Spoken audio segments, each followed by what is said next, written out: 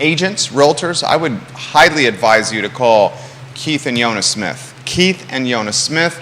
Keith and Yona Smith. YouTube, what up? Facebook, what up? LinkedIn, what up? SoundCloud, iTunes, Spotify, Apple Podcasts, Instagram, TikTok, Snapchat. Where are we not? Town Clown? That's a new one to me. SoundCloud.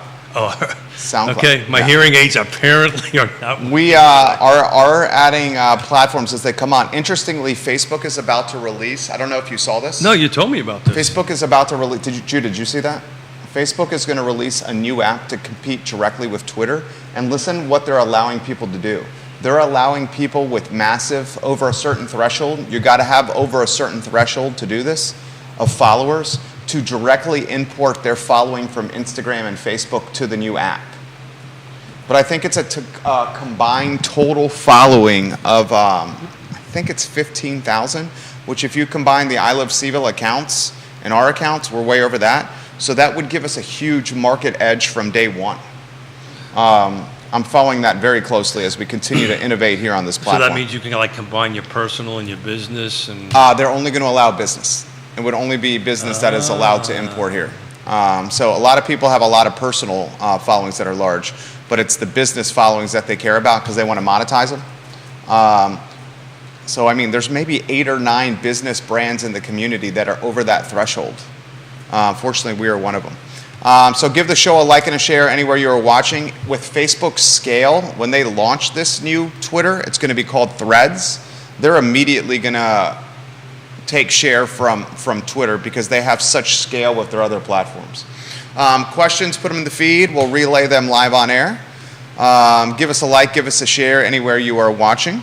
Travis Hackworth, hello. Hey, Travis, thank you for the good feedback, man. I will ask him how Dan Vegas went. Travis, I will absolutely do that. J-Dubs, amigo, ¿cómo estás? ¿Estás bien? Bien, ready to go. Habla conmigo, por favor. Un poquito. Un poquito. Habla conmigo. ¿Cómo estás? ¿Qué quieres hacer hoy? ¿Qué quieres hacer con trabajo esta mañana? I only understood a little of that, but I understand. What would you like to do with work this morning? What's that? What would you like to do with work this morning? Mi madre es cubana y por eso yo hablo un poco español. Anyway, we'll get cracking here. Comments are coming in fast I'm and working furious. on. I know, I'm trying to kill some time because I see you're trying to crunch some data over there. I'll kill some time when the camera goes on. Judah Wickhauer, we can rock and roll when you're ready. Quiet on the set.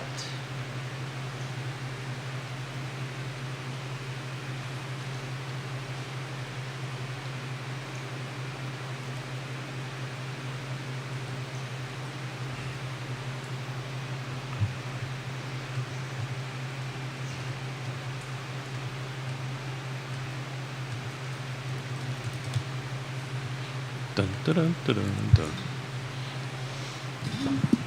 Good Monday morning, guys. My name is Jerry Miller, and this is Real Talk with Keith Smith. It's great to be with you. Thank you kindly for joining us on a gorgeous summer morning in downtown Charlottesville, Virginia. Today's program presented by Yes Realty Partners. Find them online, yesrealtypartners.com.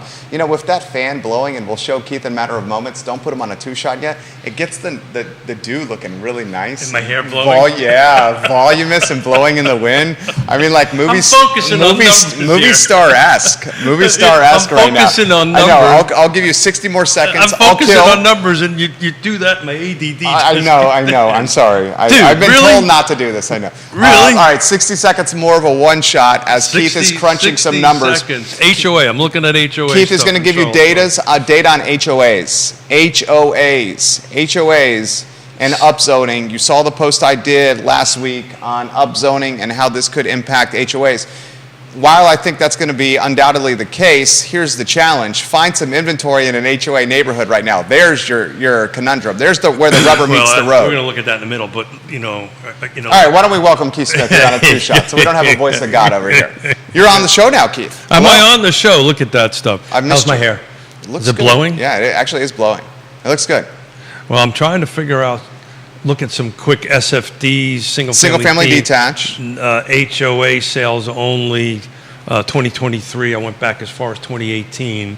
So it's very interesting, but it's kind of following the normal track that we've been seeing year over year. I didn't do the rate percentage ratio drop, but there was only 18 year to date of single-family detached HOA sales in the city.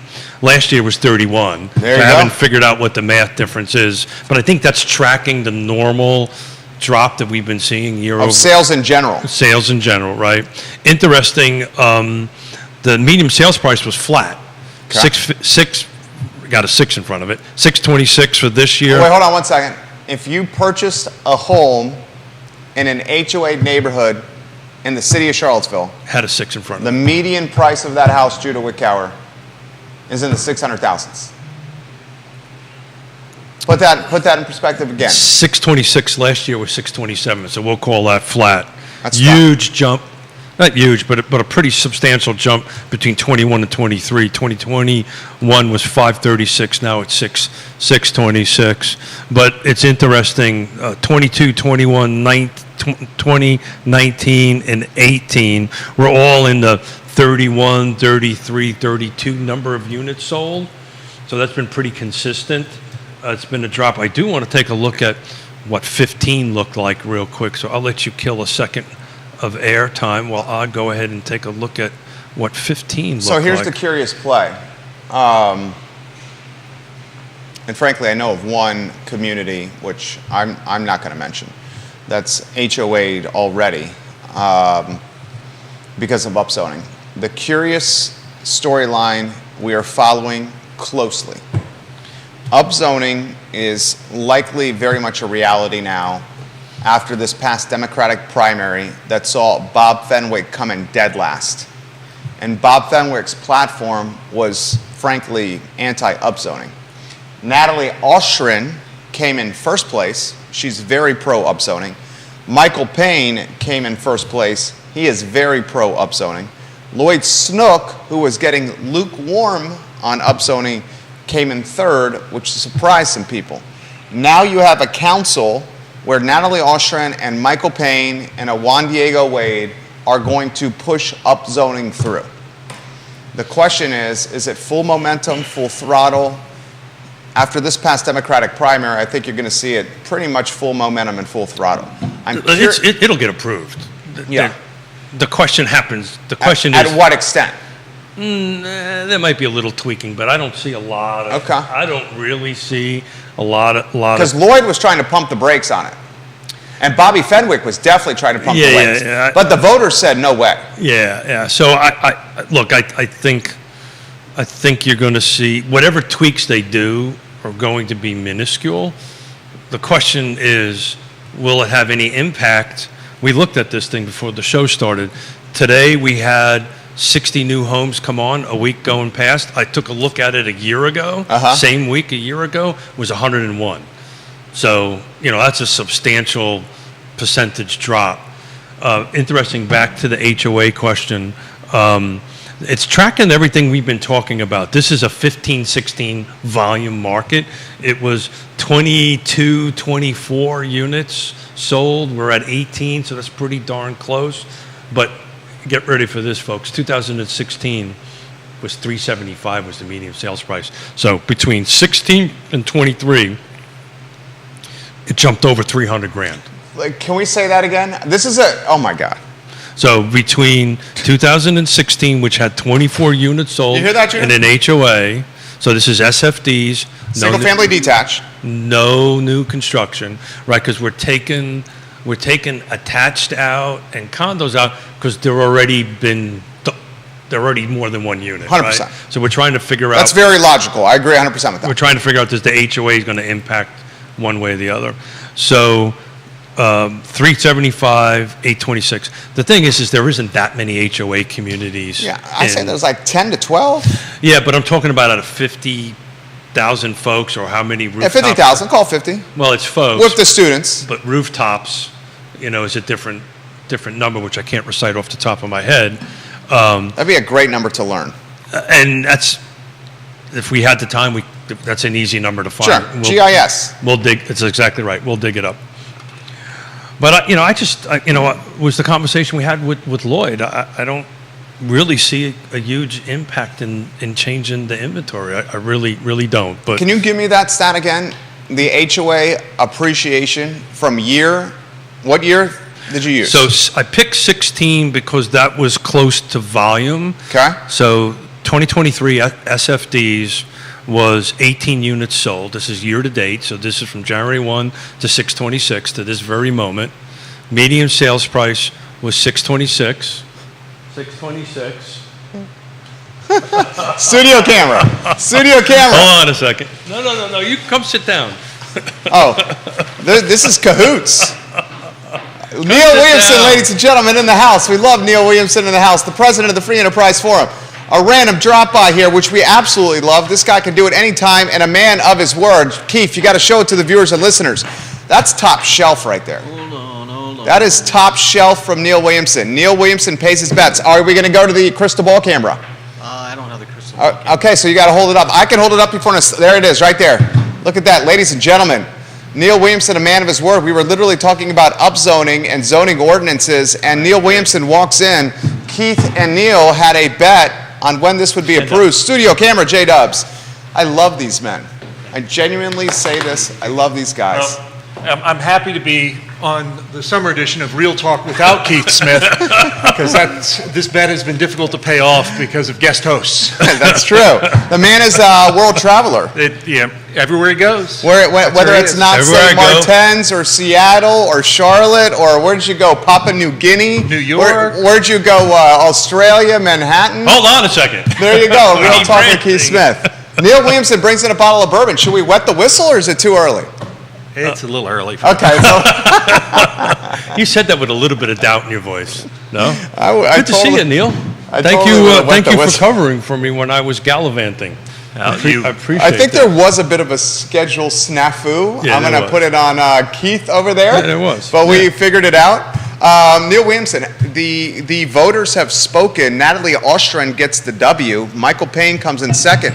Surprisingly, Lloyd Snook comes in third. Maybe not surprising to a lot of people. Bob Fenwick comes in dead last, and dead last by a lot. Cooper in fourth. First, your thoughts on the Democratic primary, Charlottesville? Anytime you look at the Democratic primary, you've got to think about math. You vote for 3 people, up to 3 people. You can vote for less. Judah's trying to help you. Keith doesn't have his hearing aids in, Judah. You can vote. You can vote for up to 3 people, but you can also vote for just 1. So finishing first, second, and third sounds like you voted for 1, and you really didn't if you look at the detail in the vote. So it is. I have been of the opinion that, as a nonpartisan, just an observer, that Lloyd Snook and Michael Payne were going to be reelected. Same. That being Did said, you think the math was going to end up that way? I don't pay much attention to the math Got on it. that. But saying that, if that was the case, you had the votes you needed for the upzoning to occur. I may disagree with Mr. Smith a little bit. I think there's going to be Go figure. significant changes as we move forward. Specifically, I think you're going to lose the double density for 100% affordable housing. Okay. I think that provision will go away because it speaks to what Mayor Snook was talking about and the neighborhood integrity. So I think the other part of that is the math doesn't work. We had nonprofits coming forward saying, we can't make it work. We need some regular units to subsidize the affordable or we'll go out of business. So I think you're going to see that go away. We'll have 2 work sessions next week. I believe it's Monday and Wednesday of next week, or maybe it's Thursday, the 5th. But it is a ongoing saga. One thing that I can say for certain, the zoning ordinance will not be passed by June 19. I think that's safe to say. It's June 26th My right now. mustache is super safe. His mustache is safe, hence the bottle of bourbon right here. That's damn good bourbon. Yeah. I opened up and smelled it. It's awfully I know, tempting to take a sip. Should we wet the whistle? Did I ask that question You already? asked that question I did? already, Okay, and I don't want to. Okay, we're not wetting the whistle. We're not wetting the whistle. I do not want to put Neil in a bad spot. Bellamy Brown, welcome to the show. Hey, Carly Bellamy. Wagner, hello. Kevin Higgins, hello. Brittany Gray, Lisa Costello, Aaron King, Johnny Garver, Jen Finazzo, Nikki Chambliss, Lonnie Murray, Sarah Hill Bachensky, Carrie Griggs, Jason Howard, Patty Take a good Zeller, time. Juan Samieto, Andre Xavier, Jamie Turner. I can continue. All welcome to the program. Thank you kindly for joining us. We're talking Charlottesville, and we have two pillars in this community. Neil Williamson, President, Free Enterprise Forum. Keith Smith, President. What's the title? Co-founder, Yes Realty Partners? I have no idea. I can't hear a He damn li- word. All I hear is his He fan. listens to Yona Smith quite a bit. There we go. That's his title.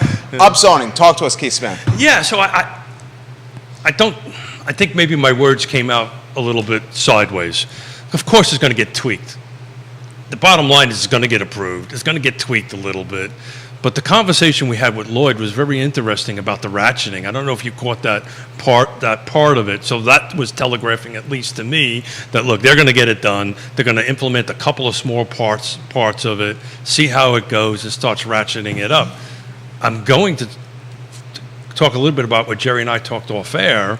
I can't give any specifics, but since that show, and I actually got 2 appointments tomorrow. Listen to this. I've looked at 6 properties for 6 separate different clients, and all of them are not going to proceed with either turning SF single-family detached into duplexes or do 2 or 3 units for multiple reasons. So here's what he said. We had Lloyd Snook and Bob Fenwick on the show. Very well-watched show. Since Lloyd Snook and Bob Fenwick came on the program, 6 individuals contacted Keith Smith about upzoning potential and pursuing an opportunistic entrepreneurial development potential with upzoning. He is the word finding property that is opportunistic is difficult. Is that fair? Yeah, I'm upzone? not so sure I like the word opportunistic, but What would you say? How would you say? But Entrepreneurial? finding the parcel and the setup that actually works to fit the zoning ordinance is going to be extremely difficult. Well, I think that speaks to the design for the zoning ordinance. What do you mean by that? What I mean by that is there are setbacks that have to be met. Yeah. And the number of units that can be in and how much of the land it can cover. That being said, that actually is a bit of a governor on this upzoning engine. Yeah. As you may recall, I mentioned that I was in March at a breakfast with the economists from the National Association of Home Builders. Wow. And he was talking to us about the market in the world. And I asked him, because this was percolating, has this been done elsewhere, and do you see wholesale change? And he called out, I think it was Nashville.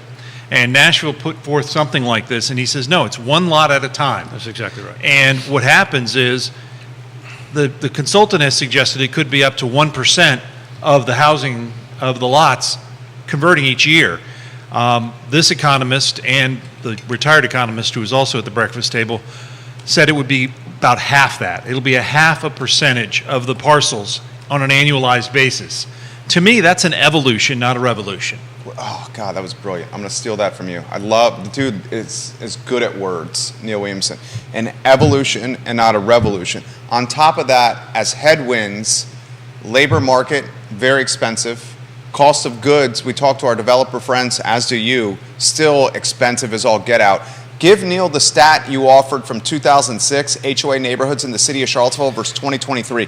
Neil, this will take you aback here. 2023 single-family detached, what I wanted to do is look at what has sold, just in HOA communities. In the city of Charlottesville. City of Charlottesville, 18 units, 626, medium sales price. And I look at the market more like a volume-wise of a 15, 16 market. So in 16, there was 24 units sold, pretty darn close to 18. Median sales price was 375. So it's a huge delta. But how does that compare with the overall market? Pretty on track, pretty Yeah. much the Yeah, same. so I mean, you're not. It's not an anomaly. and It's that's- not an anomaly to HOAs. And that's what that was the point Yeah. I was trying to make. Yeah. That this is tracking literally the same thing if you put it all together in a more micro macro Yes. setup, right? A micro setup of a macro market of Charlottesville that it's tracking about the same thing. That's why I'm saying I think this is 2015, 2016. I'm trying to take a look at how many housing units are in Charlottesville at this point. You would know that number off the top of your head, would you? I wouldn't say a number on air because that would be a guess. And saying stuff on air may lead to bottles of bourbon. It happens. It does happen. My friend, you've gotten some sun. Were you playing Green Hills recently? No, but I will be on Wednesday. Okay. But no, I spent 10, 11 hours on a zero turn cutting my new property. Oh, very nice. Very nice. How is the Congratulations, new bud. abode? The new abode is fabulous. The old abode is available for you. Okay, it's on the market for sale. It is on the market for sale. If you're looking for a fantastic property, Look at you. there's huh? one in Greene Selling. County. Look at you. ABC. ABC, always be closing. Look Neil at Williamson. you. What? Always be communicating. There you go. That's Always what we be all do well here. communicating, Give us some knowledge here. Open-ended, anywhere you want to go, stuff you've written about, stuff you're following. What storyline should the community follow?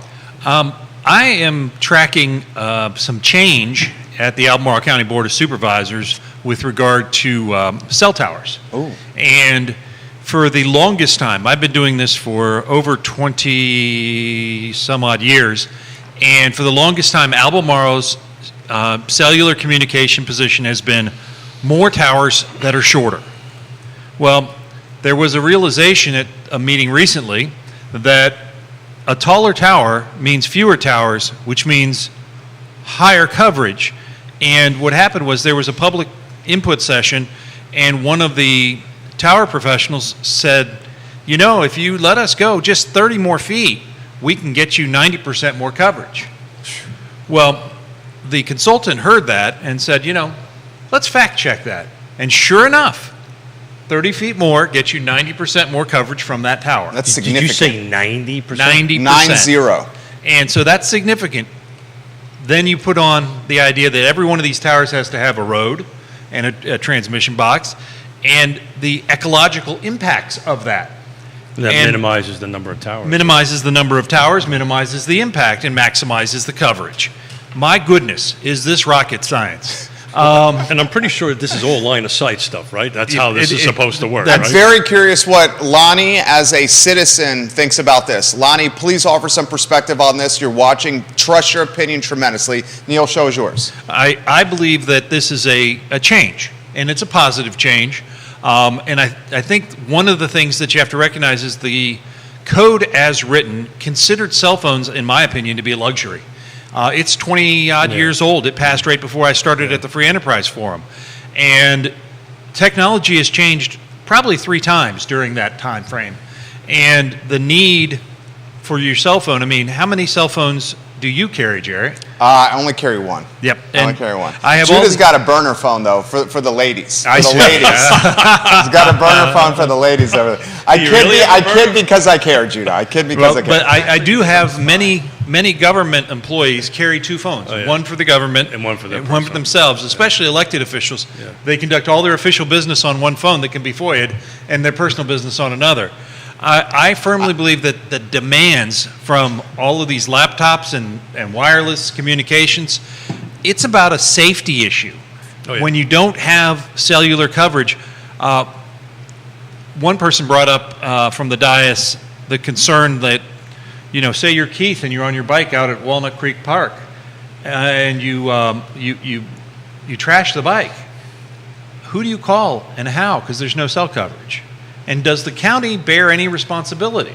And this was a discussion at the Planning Commission. Wow. Is there exposure legal At- from the county if you're mountain biking? That's why I wear that. If you're mountain biking at Walnut Creek Park, which I've done hundreds of times, he's 100% right. That's where cell service goes to die. If you seriously get injured, I had this conversation with Dave Kane on the squash courts. This literally happened to him. Yeah. And he had to get paramedics come and rescue him. Nakia Walker did something very smart on her Facebook page. She suggested if you're ever going into a place with no cell service to change your voicemail. Like if you have 5 to 6% left on your phone and you know your phone's going to die, immediately update your voicemail with a roundabout coordinates of where you're located, because even if your phone dies, your voicemail stays permanent so you can let people know that way. Nakia, I thought that was a brilliant suggestion from you. Giving you props, former Mayor Nakia Walker. The other thing you could do is get it like I have. I've got a medical ID tag with my medical chip in it. Dude, So- I never thought about that. You just blew my mind. Would the Well, county now- have legal exposure? I don't think they would. No. But you also didn't sign a waiver that said death 5 times, such as the Titanic submarine. But the Too early, Neil. Too early. did that one sink? Too early, Oh, Neil. Jesus. The I'm a concern. little disappointed it didn't show up in your Captain I America love outfit. Neil That's what I so was really- much. It was interesting, though. The chair of the planning commission said, there's also sometimes that I kind of like the idea of nature without a phone, and I thought that has some merit too. Yeah. And so I think that's a complicated question. Look at it a different way. How many people in this studio actually have a landline in their house? I do not. Not anymore. Yeah. I'm, Do you have a I'm a landline month in your- away in your from having a property? landline. Yeah. I don't have a landline. So back to your safety thing and your 911. So if you don't have a landline, 911 doesn't exist because it's all connected to that. That's why it'll default right to your cell phone. It is a. So it the has EMS become, can't find it it. has become a utility, and Albemarle has That and changed their and Albemarle has changed their positioning seemingly on that as a utility. So I'm encouraged by that. Now I'm less encouraged. I'm still waiting. I'm writing a piece right now about Albemarle's less than sunny solar philosophy. They had a work session. The Planning Commission saw this, I think, February 28th, and the board saw it last month, 7th of June, discussing utility-sized solar. And there was a quote that I haven't quite gotten to yet where one of the supervisors said point blank, we should only generate the amount of energy that we use. Why? What's the rationale on that? That was a question that Jim Andrews asked in the first part of this work session. Samuel Miller District, Albemarle County Board of Supervisors, Jim Andrews. Doesn't the county get a utility tax from them? County will get a utility tax. So if I generate more electricity, they get more tax. If I generate more energy and dump it back into the grid, You have more experience with utility companies than I do. that's But what the reality that I see the plant is in Palmyra, the gas plant in Flavanna is a prime example. right. But the issue I see is, okay, so in 2023 you decide you're only going to produce a gazillion megawatts because that's what we use. If we grow at 1.8% annually, will we always use a gazillion or will we use more? More. And why would, and Jim Andrews said this, why would we regulate that? And That seems pretty that's a reasonable. real good core question. And it speaks to, I mean, they were also suggesting, the consultant suggested you could demand that it be within a mile of a transmission line. And again, Jim said, why do we want to regulate that? I mean, maybe a company has an innovative way, and they can pipe the power in one way or another to it. That's not really our gig, our job as supervisors. This is an ongoing process, and I'll be writing about it. That should be posting later today. Check it out at freeenterpriseforum.org. I want to throw this in on solar. This is a storyline to follow. And this, I think, is on the cusp of breaking news. I don't want to pursue it too deep. Multiple sources. I'm talking nearly half a dozen. Segura Solar, Yeah. word on the street, going out of business. Okay, we're talking a heavy hitter solar company. But that's a different world than what Neil's talking 100%, but it's in the Different world. sphere, and there's a lot of people under warranty with that, with their solar on their roofs. I think that's a very different topic and a very different discussion 100%. than what Neil's talking about. 100%. And that we can dig into maybe a little bit later. That's a storyline to follow. On the why and all that You stuff. hearing about that? I have heard things, but I've heard both takeovers and other changes. Yeah. Okay. I can tell you this factually because I have clients that are using Tiger to go ahead and service their Segura stuff. What that means, we shall see how that shakes out. I also have folks, choose my words carefully, that we may or Look at might that, not, huh? we Look at may that, or may not know. May or may not know. Yeah. Yeah. Saying the same. Yeah. So I mean that I can factually get back to. But I want to get back to the. I prefer the term zoning rewrite instead of upzoning, but that's just my personal preference on Potato, it. potato. Pardon? Tomato. This is really not fair, gentlemen. My hearing aid is picking up the fan to my left, so all I've got is this huge buzzing in my left ear That's why you didn't need the bourbon. That's true. that I've done. Does anyone want to whack? Okay, go ahead, Keith. Go ahead. No, I don't want to play no more. No, come on. Come on, Keith. Come on. I'm going to take my bourbon and go home. Come on. Thank you for doing that, by Yeah. the way. You're a true gentleman and a true class act to go ahead and do that. But I want to get back to these 6, right? One of the primary reasons why I would say about 4 out of the 6 didn't work was we were looking at single-family detached and making them duplexes, right? Because we can do that. That's a great fit within the zoning ordinance. It's pretty simple as far as a planning side of it goes. Fell apart because of the building side. Because now I got to do 2-hour separation. Now I got to have 2-hour firewall. Firewall, thank you. That's what I meant by separation. I knew But that's what you meant. Sorry about that. Yeah, 2-hour separation. I'm up, I'm down. You know, am I separating first floor from second floor, left to right? I need a second form of egress. You know, all these different things. The basement height needs to be a certain height now because now and they all just fell apart because the numbers just didn't work. But how long will those numbers not work? That's the question. That's a great question. So to your point, I think this is a 100% one-off, lot by lot, over time, that's going to grow. But this is not going to be thousands of units just miraculously happening. But this is a generational change. in Generational zoning. change. I would agree with that. I would agree with Roger Voisinay watching the that. Hey, program. Roger, how you doing, man?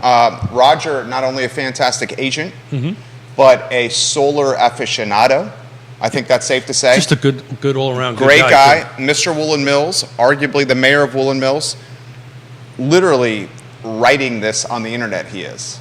I have heard exactly what Jerry said about Segura Solar from lawyers and other reputable sources. Yeah. Okay, this is something to follow, as many homes have solar under warranty with a business that seems to be on the cusp of either. How do you want to characterize this? So I tell you what we're going to do. How do you want to characterize We're going this? to put a pin in this, and Okay. we're going to invite a couple folks from Tiger to come in and talk about this because we'd rather have them. Roger, do you want to offer some perspective? Because on that end Roger of it. seems to know So, what's but going on. I want to be here. careful because if you have a Segura system, 100%. If you have a Segura system and you're having struggles getting it serviced, Dude, that is all over the internet right now. okay. Yeah, So yeah. I've got a solution. Okay. I got a guy. You got a guy. I know a guy. The Suttons. Call the Suttons, Yeah. call Tiger Fuel. They'll come in and take a look at it. I may or may not be in the same position. So I'm just telling you, reach out to Tiger Oh, that's Fuel. right. You got it on your Yeah, house. you. Holy crap. Yeah. So reach out to Tiger. They will come in and take a look at it. It might cost you a little bit of money, but they'll look at it. They'll service it. Oftentimes, the other companies don't like to service the other company's work. Tiger has. I guess the Suttons see an opportunity there. No, I think they're just doing the right thing. They're good community people, and I think they're doing the right thing. Yeah, You like that, huh? I like that, huh? you're a good man right there. You know how to play the game. I'm trying to save you, brother. You know how to play the game, Keith Smith. All right, I'm following your lead. Keep going. I may or may not have sold a few things in my life. You know how to play the game, amigo. You're absolutely And look, wonderful. I mean, I'm just, how long have we been doing bets on the show? This is the first one I actually This is your won. first one. You're This the is my first bet first you've win. won. I And, know. and that was a huge risk for me. It was stated in January of 2022. So, if I'm off by a few months, so be it. When do you think it gets approved? It gets approved before the end of the year. Before the end of the year? November is the date I'm picking. What Yeah. do you think? I've had this game. I'm not losing another expensive bottle of bourbon. This question's come in the mix. This is a great one for Neil and Keith. Brian, I appreciate your question here. Do Neil or Keith think upzoning will come to Albemarle County? See the two deep breaths we just I took? know. He would- paused there. I would love to say yes, but I don't see the political will in Albemarle County at this time to either increase the density or expand the development area. I agree with that. There's one candidate that is pro increasing the density, and he's running unopposed, and that's Michael Pruitt. Nothing but respect for Mr. Michael Pruitt, who's running in this election. But it's going to take a couple other votes to make that He's the happen. only one Yeah. that wants that. Ann Malik is being challenged by Brad Raddick. Is that his last name? Yeah. TJ Fadley is challenging B. Lepisto Kirtley. Neither of those four are going to be pro-density. Galloway and McKeel have already said on the show, and I believe Supervisor Galloway is watching, that until these shopping centers are full, we're not going to expand the 5%. Yeah, I think they're going to want to try to fix or work within the 5%. I think eventually. Wait. Let me finish. I think eventually that reality is going to sink in that that's not going to happen. That kind of conversion is extremely costly. I'll let you answer, Neil, because I've got a piece of. Here's the reality. Sure. It's not 5%, folks. Yeah, Right. You've got Biscuit Run Park that's 1,200 acres that is no longer a part If it's of this. 1%, it's a lot. It is not 5%. Yeah. So the reality is not, I've been asking for 10 years. Let's have a conversation discussing when we can have the conversation. Because we know at a growth rate of So 1.8. Let's talk so we can figure out how to talk. There you go. Let's have a pre-production meeting. Well, so that we know what we're going to talk about. Well, We have them so that you know. Occasionally, when you're not riding your bike prior to the program. over Yeah, there, today which was I was late today. That Which was was I today. needed to get my miles in. I've got a 210 mile race. I'm riding Supervisor in July. McKeel was in Neil's seat. Yeah. And I have the sound Yeah. and the tape. Yeah. Literally looked in these cameras and said, until the shopping centers are full, Yeah. we're not making a change. So can I give you my prediction of how this is going to shake out? Because it's interesting because you're going to be part of this, Neil. There's a lot of watching going on between the city and Albemarle County, right? The Albemarle County Developer Incentive Program. It's really interesting.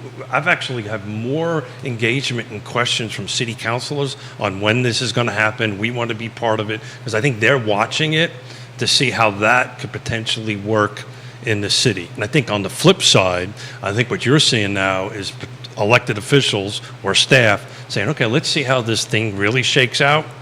Let's not reinvent the wheel. Let's let the city do its thing. And then at that point, they'll look at it. And I think we both agree, in order for this to show any forward movement in the city, it's years out.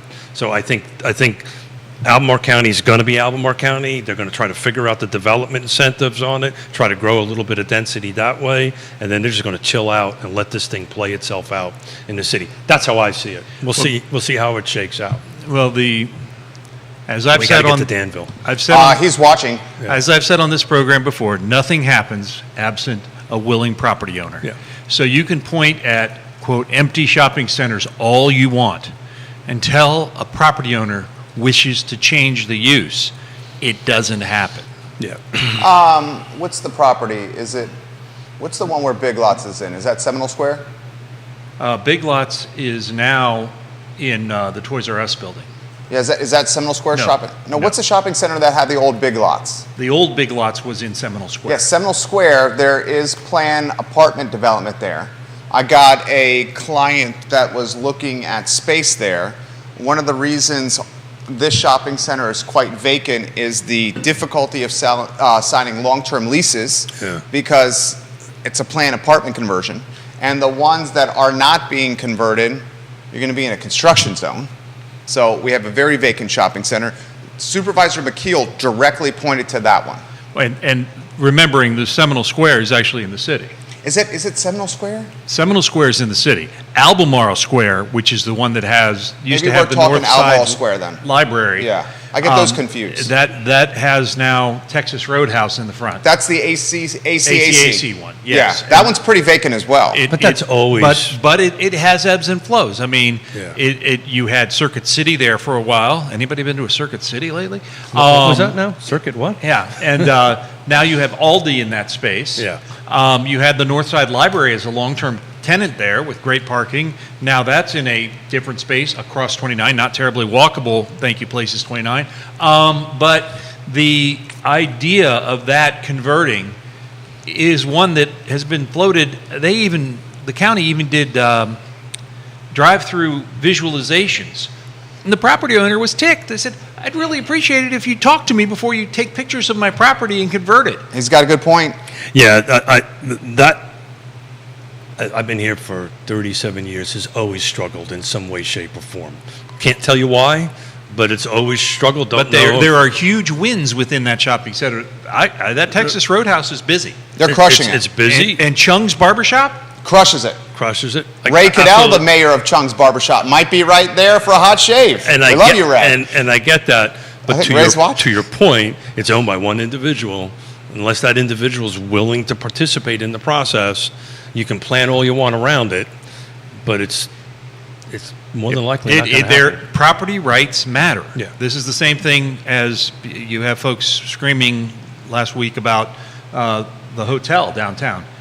Property rights matter. Even if you don't like the person who has the property rights, they have property rights. 100% agree. Travis Hackworth watching in Danville, Mr. Dan Vegas. Yeah, so he says this to Keith: we're looking at upzoning right now in Danville, aka Dan Vegas. Planned development in county that can handle 5,000 people. We'll see how this turns out. I responded to Travis Hackworth, who's watching in Danville, by tagging Councilor Lee Vogler, who's come on the program.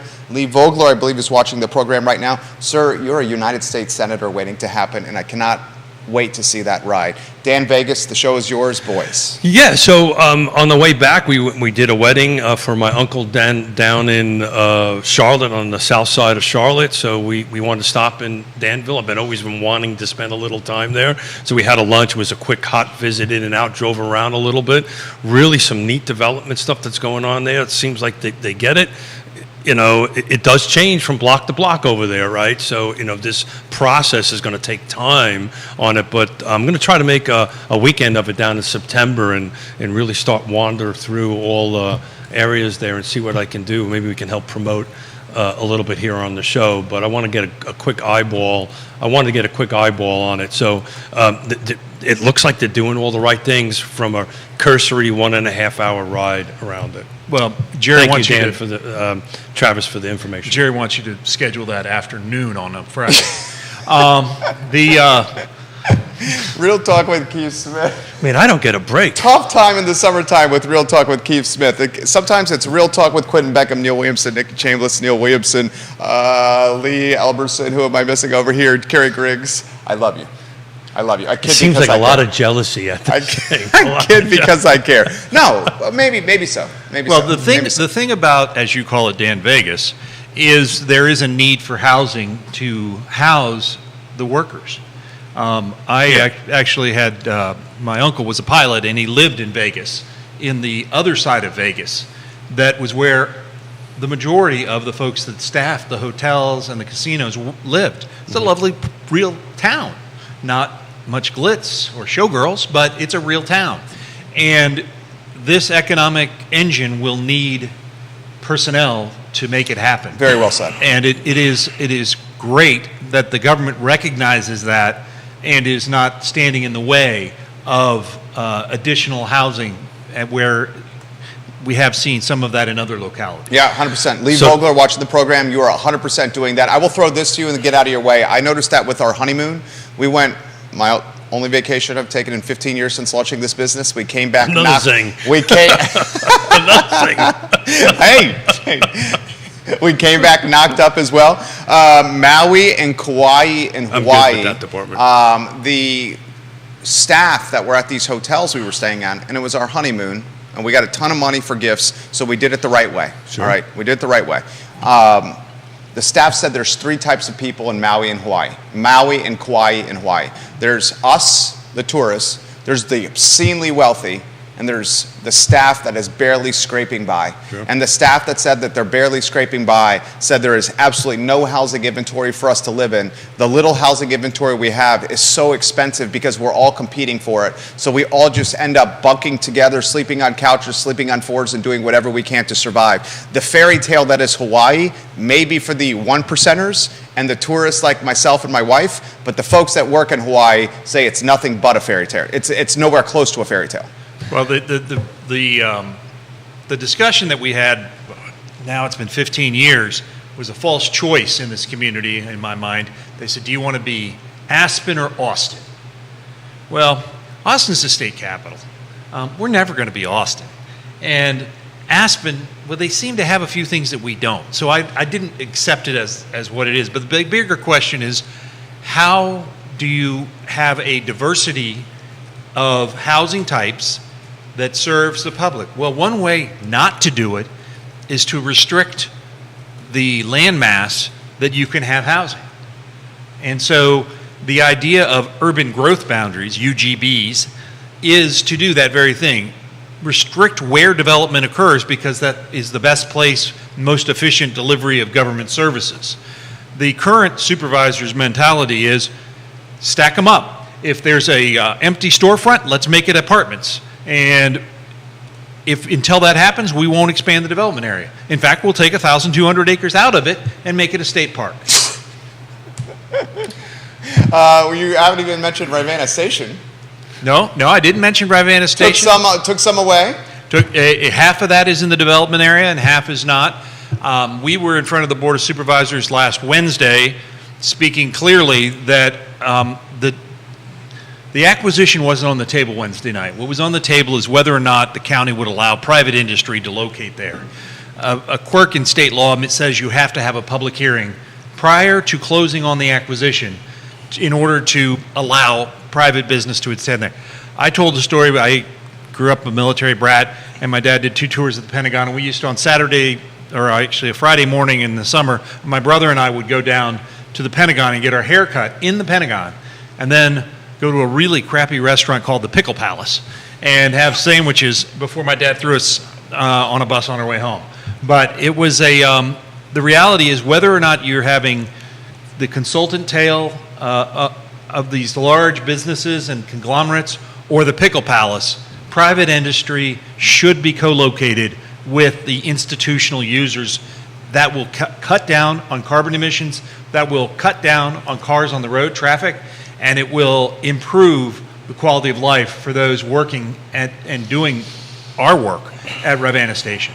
It's interesting where we had this wedding south of Charlotte was a live, work, play community. It had 2 hotels in it, ton of restaurants, churches, single-family detached apartments. It was this huge setup. It was about 6 years old, and we got there early Friday because I was off, wasn't on the show on Friday. Early Friday, came home late last night, parked the car, and never left. Even got a haircut because there was a barber right across the street. So it was that, and you would bump into the local residents that were actually living there, that's what they were doing. They were living in apartments, they were working in the Class A office space, or wherever they were working in that. Does this feel more like Greenville? Because I know you've been, I'm changing gears on you a little bit. Greenville, South Carolina? Yeah, That so place I know, is awesome. I know you've been there, looked at it. I've been there a couple of times on my vacations on that stuff, but tell us a little bit about comparison. We went with the Chamber of Commerce trip. Right, if memory the serves. Chamber of Commerce did a discovery trip last year. It really came together very quickly. I was at a board meeting on a Wednesday, and my board said, "You're going to go on this trip." And I said, "Okay." And I left the following week. The Greenville there's really important things to know about Greenville. They've done some really cool things. They've had the same mayor for 20 years. Yeah. And he knows how to twist an arm. I mean, maybe remind me a little of Jerry, because he gets things done. And he gets, they've just redone this park down in the floodway. Imagine that, a park in a floodway, where they have soccer fields and a big community center. And there are these playgrounds, and each one of the playgrounds is sponsored by a commercial entity. That's awesome. And they get signage. And so it's a source of community pride, and they're buying. I see our local government not doing that. I would welcome that. But it's roughly the same amount of people, right? It's roughly the same amount of people. No university, though, right? There's Clemson's a hop, skip, and a jump away. Clemson's a hot skip and a jump But it's not away, in but the town. Not in the town. Town of Greenville. And what's the small town? There's a small college that was in the town and just moved about 20 minutes outside of town. But So we don't have that huge. You don't have that UVA huge, and you don't have presence there. defense industries there. You do have real industries within the corridor. Sure. They actually build cars, manufacturing. Yeah. In South BMW, Carolina. right? BMW. Yeah. Greenville's awesome. Greenville is an awesome visit, and a lot to learn. I encourage folks to go to freeenterpriseforum.wordpress.com and just put in the search engine Greenville, and you'll see my travel log from that. You got a little pushback here. Jonathan has this comment. He goes, now I respect where he's coming from here. He goes, I want to push back on what Neil says. The supervisors are trying to maintain quality of life here and sticking to a comprehensive plan that's been around forever. And as a result, homeowners have seen significant appreciation in value because we don't have housing everywhere to water our values down. Please bring this up with Neil and Keith. Jonathan, that's a great point. And the idea that those who got in have achieved significant appreciation is important. It's also a question of, well, where do your first responders, teachers live? Your children. Where will your children live? So this is really a generational problem, and I've been saying this on the show a couple of times. There's this conflict between the Gen Zs and the millennials in the real estate space and me, the boomer. And that's really what's happening. And it's funny, at this wedding, literally, you just can't get away from this stuff. That's what we were talking about. I was having people ask me about housing and all these different, related impacts on it.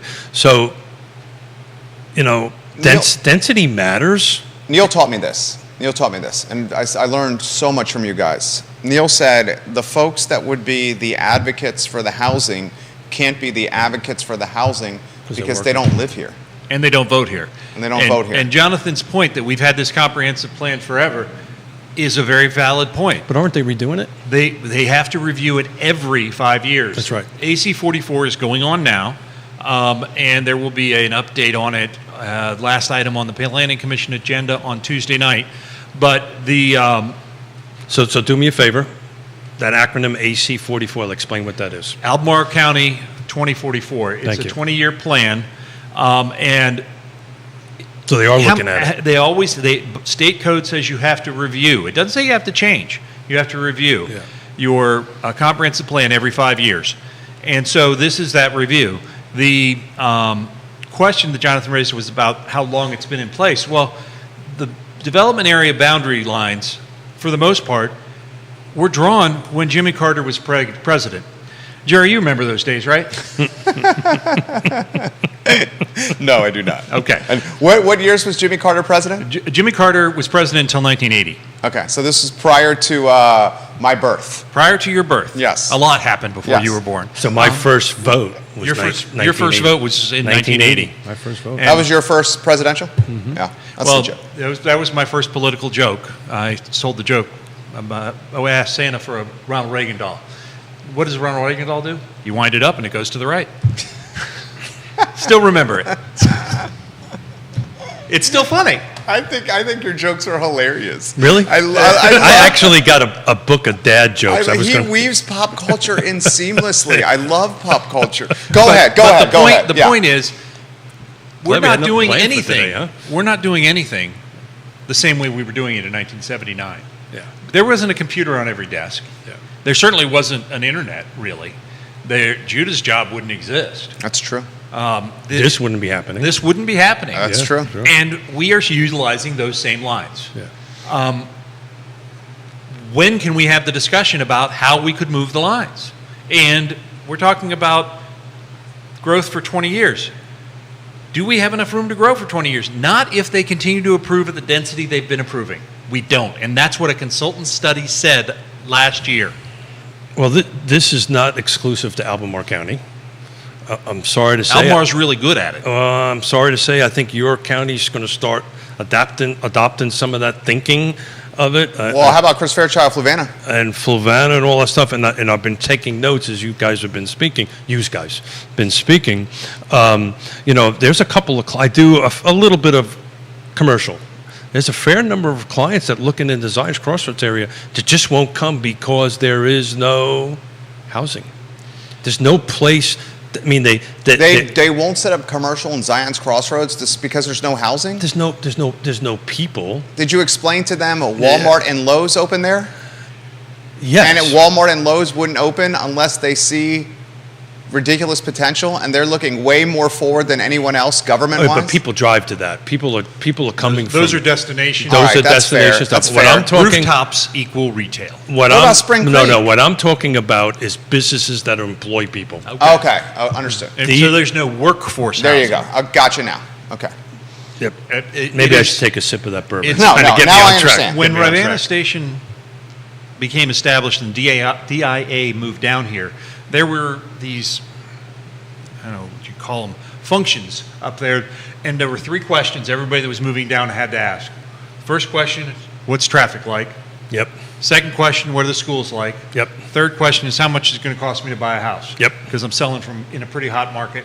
Yep. And what can I get for my money? Those were Yep. the 3 questions every single time. and guess what? A big company that is going to come in Those and are the same 3 relocate it, questions. they're going to ask the same exact the 3 questions. So to some of these local officials that are in these other counties, Yona asked me, we were talking about this, debating this with my mother and father, and I'm not really, and I love them to death, I'm not really sure where they went from being very right to left, but they've changed their thinking, right? They're in their mid-80s. They don't want anybody else to come here. They're in that kind of mentality because they've And been you're here. describing that as left. Maybe I'm old school because it used to be the left that was that. Now the right is fighting it a little bit more. So I probably misspoken a little bit on this. But the point I'm trying to get at here, if I can form a thought here. We got a councilman from Danville offering a comment here. Yeah. You get to your comment, and then I want to mention Lee Vogler, a U.S. Senator waiting to happen in his comment about Dan Vegas. The point that I'm trying to make, and I'm fumbling it to get there, is that where is the tax base going to come from? And that was the question that prompted an hour discussion on the way home from North Carolina, right? So if Fluvanna County is how many points percentage of it for residential rooftops? 90 something, high 90s roughly, something along those lines. So if taxes are going to go up, if budgets are going to go up, and rooftops are not increasing and businesses are not increasing, my tax base is going up.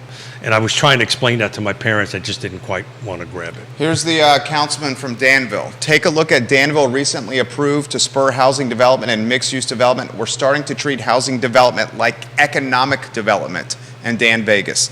Travis responds, Danville, I effing love you guys. I seriously love Dan Vegas. I will do whatever you guys need to drive our influence in Central Virginia to your municipality to help spur economic development because you guys do it the right way. Travis says Danville City Council also visited Greenville, like Neil visited, and a lot of what is happening in Danville is a result of what was seen on that trip to Greenville. So Greenville getting significant props on the show here. Lee and Travis offer more insight. I'm happy to relay it live on air. You got a lot of people watching here. What's on Kevin Yancey in Waynesboro? Doesn't it amaze you guys how everything at Zion's is in the Louisa County side based on landowners' greed to sell their land on the Fluvanna side? Well, Kevin, I love you. It's tied to the water, isn't it? Well, it was always tied to the water, but if you take a look at the growth areas and you take a look at where Fluvanna County just has a small sliver of it, and it's actually over by Zion, by the intersection of 250 and 15. So there's not a huge amount. They need to grow, if anybody needs to grow a growth area, it'll be Fluvanna County going towards Palmyra. So in fairness, there was far more developable land that was in the development area on the other side, on the Louisa side of 64, than that. So most folks, and Kevin knows this, there's a very... He used to live at the lake, right? Yeah, well, he knows much about it, but there's a small development area. Talk about something that needs to be expanded. Jennifer in Lake Monticello. Look, I understand what Chris Fairchild, this is what she's saying, I understand what Chris Fairchild is trying to do. But if he doesn't allow any kind of progress or development to happen in Fluvanna, we will continue to be taxed and taxed and taxed and taxed with our houses. And eventually, that's going to really gentrify Lake Monticello.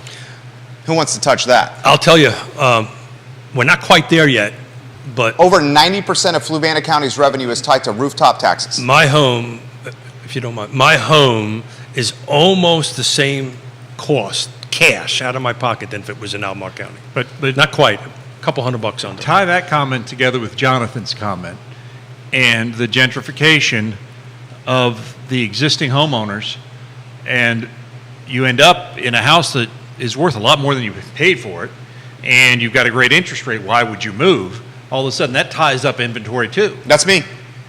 And here's one of the challenges of that. On that desk, there's a pile of envelopes. because today Albemarle County taxes are due on our vehicles and our rooftops. So I'm going to be striking a check, putting it in an envelope, and dropping it off at the box by the McIntyre office building, where Albemarle County's government is based out of. And that check that I'm going to strike and write is way higher than what it was in 2020. And I'm going to tell you right now, we're fortunate because we work hard, we got some resources here, but every dollar counts, especially in an economy like this when things are tight. And it's a lot tougher now. It's a lot tougher pill to swallow. It is, and this is what we talk about, folks being taxed out of their houses, and the concern about government growth. Later this summer, I'll be producing, I think it's probably the 6th or 7th annual Local Government Spending Index, which takes the spending of all of our localities and looks at it through a 20-year lens and adjusts for inflation to see how much more each locality is spending based on their own spending 20 years ago. Okay, why don't I throw this to you? And I can't believe this is a testament to Lee and to Travis and to Dan Vegas. What can we learn from Danville and the Charlottesville area? What can we learn from Southwestern Virginia, who, let's cut to the chase, has had some tough economic times, they're coming out of it, and apply it to Charlottesville and Albemarle? So that's the key right there. They've had tough economic times. The local governments. You were there this weekend. It was, and I really love what they're doing. Cut to the chase. But Lee knows about this, and so does Travis. But if you go a couple of blocks away from where they're doing it, it's not so pretty. What did you see? What did you see? Vacant properties, so forth and so on. It's all abandoned buildings, right? It's a visual thing. But we don't have that here. Now, And the motivation from that to turn it around is huge. well, and So- it's interesting because Danville has a vision. Has And what now? A vision. Yeah. And I think that Albemarle County showed great chutzpah with the vision for Rivanna Station Futures. I don't have a position on whether or not the local government should be in that business, other than to say, what if they didn't? And what if you lost Rivanna Station? I think what they did was brilliant. Well, but Councilman Vogler and Travis Hackworth, we got to give them a heads up. Albemarle County, you give it to us in a nutshell. What they did. In a nutshell, Albemarle County acquired is in the process of acquiring 474 acres surrounding a military installation named Rivanna Station. That acquisition, half is in the development area, half is not, is for an intelligence industrial park, basically. And they last week authorized the location of private entities in that park. The rationale was that right now, or at least a couple of years ago, St. Louis offered NGIC 100 acres free. And that was a competitive offer. Now, it takes a lot to move something, but if you have free's always going to be less. Free's motivating. Free. Free motivates people. Free. Yeah, 100%. Smith, what's on that brain? What's on that brain is I wanted to go back to the Lake Monticello comment. Lake Monticello, a 4,300 rooftop neighborhood in Fluvanna County for those that are watching in Dan Vegas, which seems to be quite a lot of people right now. Yeah, 16 units are on the market, is active. 4 of them are two of them are active with the kick-out, and 2 are coming soon. So in essence, there's only 12 units available for sale. Cheapest is $260, $285, and then it jumps up to $314. And I know because the hat I wear is the Piedmont Community Land Trust. In order to hit this 80% AMI, which is really a workforce housing, you've got to be at the 215, 225 number. So nothing in there is quote unquote affordable for that kind of buyer. And I wanted to take a quick look while you guys talk on what the median sales price is year to date. Lake Monticello, go ahead, Neil. I was going to say the other piece for the folks in Danville, there was a study that was produced in February from the Weldon Cooper Center that showed the military in Charlottesville, Albemarle, and Greene had a $1.2 billion with a B economic impact, and 52% of that came from Rivanna Station. The second largest economic driver, spies and military and defense in Central Virginia, only behind the University of Virginia. Were you on the commission's strategic planning call? Did I see you on that? I was there momentarily, but I got distracted. Shiny object. Shiny object. So actually, Squirrel. I made a statement because it's public, so it's out there, that what I would like the Planning District Commission, which I think is a great use of funds, and the Regional Housing Partnership on that, is to create a similar ROI for housing in the jurisdictions, right? To see. I think you guys are 3. I'm sorry? I think you guys are in the 3 slot from an economic driver, real estate. You think it's more than defense?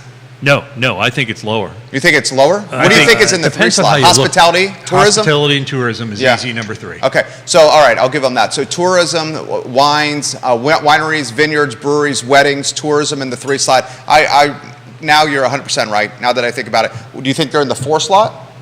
Well, it depends how you define housing, but yes. That's the key. The The What's supply direct- chain of housing. What's the direct, the indirect, and the long-term cost of housing? I very rarely disagree with you, but I think you're incorrect. I think that number is much higher, but nobody knows, right? Because nobody in 2000. Well, to what you 2000 have going in your favor is the VAR, Lisa Sturtevant, when she was the economic development. Now she's at Bright now, right? She's at Bright, when yeah. she was at Virginia Association of Realtors, she did an economic study and said real estate undoubtedly number 2 in the Commonwealth It was. behind the defense sector. So you have that no, going. no, it was behind government. Government and But defense, which yeah. is technically defense. Yeah. So you have that in your corner. Yeah, look. Because tourism is a huge thing for the Look, Commonwealth. I'm not wearing any socks today, but if I was wearing my Captain Obvious socks, not that anybody needed to know that, but this is a Captain Obvious statement. All I know is in a time of great unpleasantness, when housing blew up, Yeah, it affected everybody. Took everything down. Agreed. So therefore, I'm stretching it out that I think it's a way more than that, but nobody really knows. The last time it was done was 2015 with the white paper that Housing Virginia did. Between Weldon Cooper, the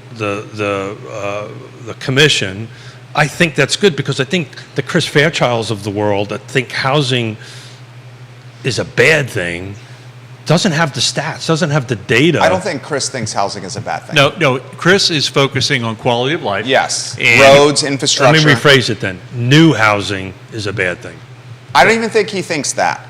Oh, no. I wish Chris was here. I don't think Chris thinks that. I think Well, Chris he'll come on and we'll debate it. Chris ran on a platform that prioritized quality of life, less traffic, roads and infrastructure. That was what he ran on. He's not running on a platform that hates or scarlet letters new housing. I feel you're more tight with Chris Fairchild. You've known him for decades. 3.5 decades. Chris Fairchild's my boy. He's your inner circle boy. Very But I close just friend. want to he's Yeah. not here. And he watches this. Yeah, I get it. All I can tell you is the likelihood of any new developments being submitted and or approved in Fluvanna County is about as close to zero as you could possibly 100%. get. And Jennifer just responds, and you jump in here. Lake Monticello used to be a neighborhood where first-time homebuyers could come in here and buy a decent house. Now Lake Monticello is a community for the wealthy.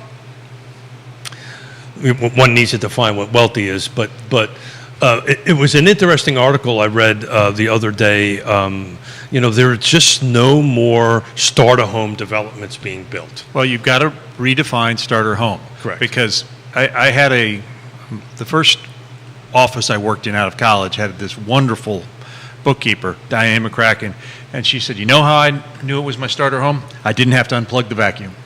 I think that is a great description. And she could vacuum the whole house without unplugging the vacuum. And so I think That's a size thing. that's a size thing. And what we're seeing is we know people that start their starter home and they use as their leverage point is a condo. So I helped our daughter and son-in-law buy a house in Richmond, and I had to meet the security guy. I told the story the other day on the show, and just who we are. We end up getting to housing, right? And he was like, I gave up. And and I can't afford it, I can't compete. And I got on the app and I said, look, there's a couple, what price point are you thinking? There's a couple of condos, a couple of townhomes, just get in the game, right? And start building your equity. And he just was so deflated, he didn't want to do this. And he was getting a 20%, at the end of the summer, something like July or August, he was getting a 20% increase on his freaking rent. Well, the thing is that whether you define if you define your first home as how you get on the housing ladder. There you go. And then you go back to Jonathan, who's climbed the ladder, and the ladder's grown with him. Yeah. And we've all benefited from that. But how about the person that's trying to get to that first rung? That's the challenge. You've got these gated communities going up that keep people out, not only with the gate, but with the price. That's true. Talk That's about true. an interesting thing. I mean, to hit to Jonathan's point, though, a lot of people are buying in those areas because the rules are set, and that's why they're buying in the areas, and they don't want the rules to change in the middle of the game. And that's very, very true. And You're a football fan. You love football. I Your do. son played at It's a William Mary. double-edged sword, though. Your son played at William Mary, offensive lineman. yes. When you're playing a football game and the rules are this, and then in the third quarter, a touchdown becomes worth is 21 points instead of 6.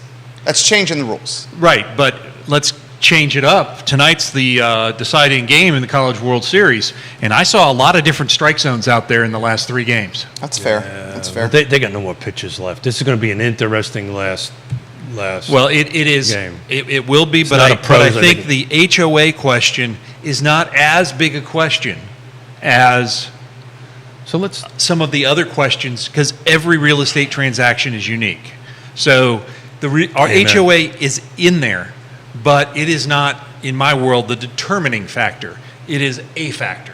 What would you say to that, Keith? That's your world. Yeah, my world a little bit. I wrote a few HOAs in my life. I want to ask Jerry a question because I didn't get a chance to track all of your tweets. Yeah. So your HOA connection with the upzoning or the zoning rewrite and the neighborhood associations, I think I interpreted that you were kind of thinking that they should create an HOA. I may have misunderstood that. So gotta choose my words carefully because the gentleman's watching the program right now. I'm not going to betray any trust. Well, I will not betray. No, yeah. I can do this without betraying trust. And Then I this is wanna the answer. interaction I had with Rory Stolzenberg on Twitter. He's a planning commissioner. Just reappointed. Just reappointed, right, which caught a lot of folks off guard because there was another guy that was trying to get on the planning commission that legitimately had planning commission ties that was overlooked by council, and I'll leave it at that.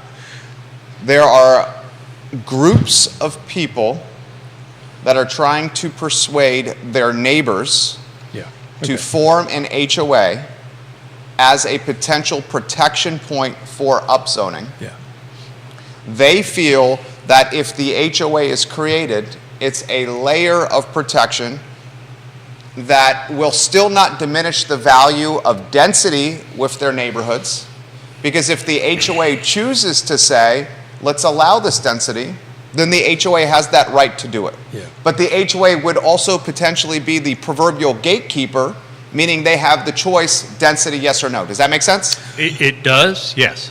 Okay, I'm trying to explain it very simplistically Yeah. without Do you burning want me a to bridge. pick that apart or not? You can pick that apart. Yeah. So the answer of that is like less than 0 that can even happen. Well, explain. Because in order to create an HOA, we're so far down the road. Let's talk about how an HOA typically is created. So if Please. you take a look at HOAs, they're always new developments. There's a declarant. There's somebody who took a piece of property, subdivided it, or created a condo and created the covenants and restrictions that structured it, the rules, the regulations, and all that stuff. So now what has to happen is everybody within this geographical area, every single 100%. You have to have 100% approval. every Yeah, 100% yes. single Yeah. person has to agree to it, sign off on the documents, go through the legal process. Because, oh, by the way, you've got to set up something with TPOR. Yeah. There's corporations that have to be set up. The lift on it is impossible. Okay, I'm trying to do this without burning a bridge here. There literally are, and I gotta do this carefully. Individual streets doing this. And, Yeah. and it can be done. Individual streets, Now- meaning it's a much smaller pool.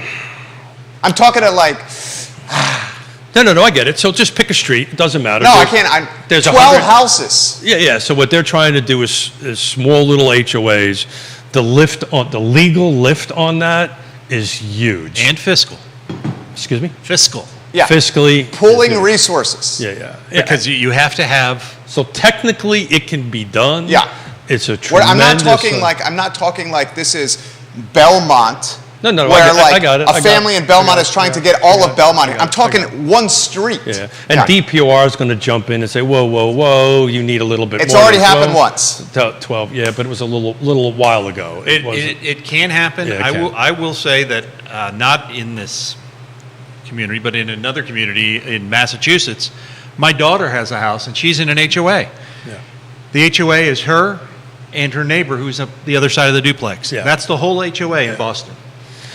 So, This which building's is an a, HOA which is building. which is a Commonwealth also. This is an HOA building. Yeah. Yeah. So this is a condo building, a different structure, different setup Yeah. than an HOA. It can be done, but then, is that going to impact your sales value? There's But all remember, different. Gosh. Yeah.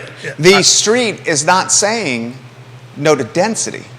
Right. They're saying No, I know exactly what They're they want to do. saying- They want to. we can allow the density if we want, Yeah, sure. but we have this layer to give us some autonomy over governmental policy. Yeah. So HOAs are a very slippery. I can't even say the word. Slippery slope. Slippery slope. I've written a bunch of them. I live in the second largest one in the state of Virginia. What is the largest one? It's up in northern Reston. The city of Reston is It's actually not dead, it's Reston. is actually an HOA. Roger Voisinet's got some insight into this. But here's the slippery slope on it, folks. You can create all of that stuff, but then that board controls it. And an HOA, based on the state law, again, I know a little bit about this, is actually more restrictive than a local government. You can really set stuff up. I can foreclose on your home way faster than the bank can, way faster than the government can. It's I know what they're trying to do, and I know how they're trying to control it, but they need to pick up the phone and call somebody like Valerie Long or some. There's attorneys that specialize in this. Yeah. And those attorneys are having their phones wrong. Yeah. And that really, one may or may not be the.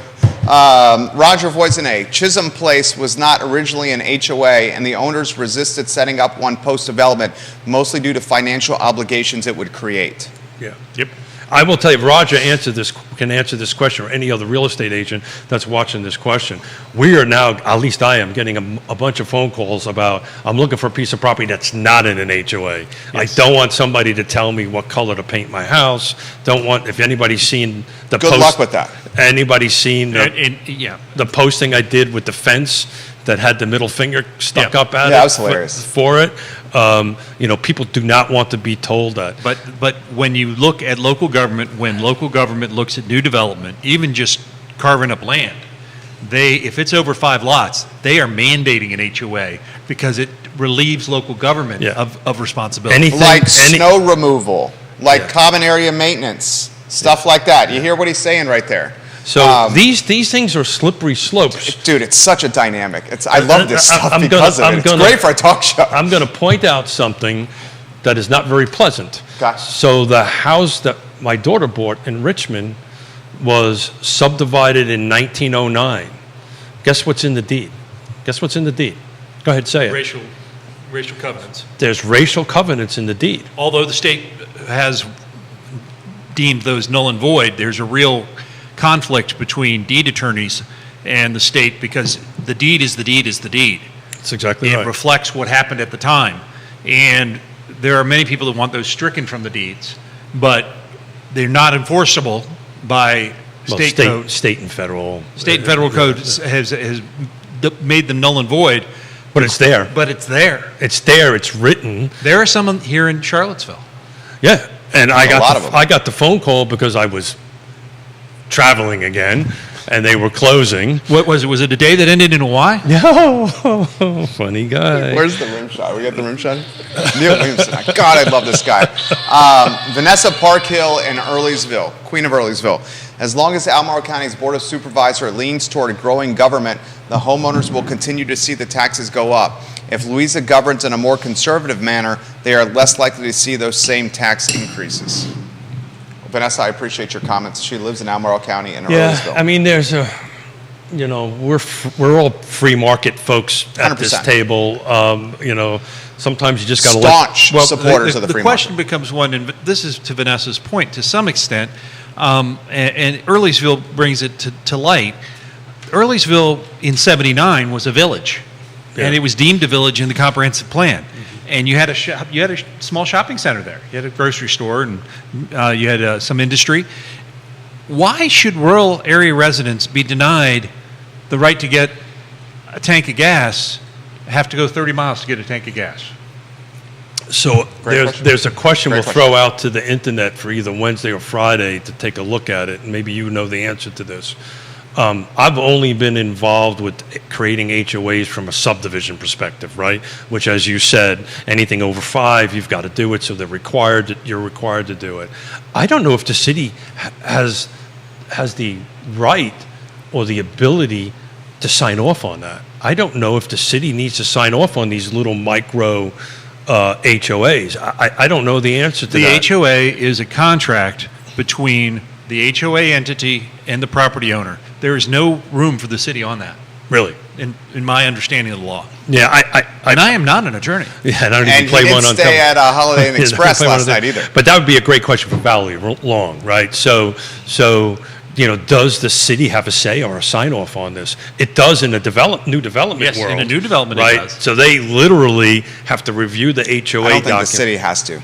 Yeah, I don't know the answer to that. Yeah. But I know in new development stuff, if we all got together to do a new condo. Because the a new- HOA basically becomes its own, it's an LLC. The LLC is created in conjunction with a seasoned HOA attorney. Sure. And then you get your neighbors in a presentation. You understand the pros and cons. Sure. Everyone pools their resources. Yep. And when you have less people, it's a little bit easier to persuade and make it happen. So individual streets. I mean, it's very possible, right, that could happen. It just feels like there's some planning department requirement that has to sign off on That's that. a great question. But I don't know the answer to that, and we'll work on that between now, either on Wednesday or Friday on it. I know from a new development condo or new development, they yeah. absolutely do. No doubt. And not only that, they review and approve the HOA docs, right? Because what they want to do is make sure their HOA docs do not conflict with the zoning ordinances. They're greater than, right? Right, But they agreed. can't be less than. Does that make sense? That makes perfect sense. For the sake of time and Judah's Ooh. workflow, 11:37. Why don't we have some closing thoughts for both gentlemen? Anywhere you want to go. Perhaps our guest goes first. We love when you come. Well, I'm happy to make good on my bet. It is I was wrong, and I'm always proud to say, hey, I made a bold statement and I was wrong, and Keith was right. He took the over. Never bet on government to be efficient. While I'm on that soapbox, please give to the Free Enterprise Yeah. Forum, freeenterpriseforum.wordpress.com. We only can do this because we have people who give us money to go to these meetings where there are seats available. Oftentimes, guys, he's the only guy at the meeting. And by oftentimes, I mean, what, Like 75, 100% of the 80% of the time? Yeah. I mean, he's legitimately the only guy there. Keith Smith. Man, thank you for living up. Thank you for dropping it off. It was a pleasure to lose to you. So, win to you, excuse me. I'm so used to losing. You won. I You know. won. I'm so used to You won. losing. You're a winner in my book. There Yeah. you go, buddy. I appreciate My that. book too, Keith. My mouth has been watering this whole hour looking at that. He bought, not only did Neil pay up, he got top shelf. Yeah. Top shelf. Thank you. Support the Free Enterprise Forum. Support the I know Free I Enterprise did, so Forum. thank you. Judah Wickower, props to you. My name is Jerry Miller. The I Love Seville show is up in approximately 50 minutes. Today's show presented by Yes Realty Partners. Thank you kindly for joining us. Take care. Tell us when the mics are off. Thank you for wandering in, man. That was a welcome pleasure. That was so fun. Yeah, it was so fun. Judah knew I was coming. Did you know that?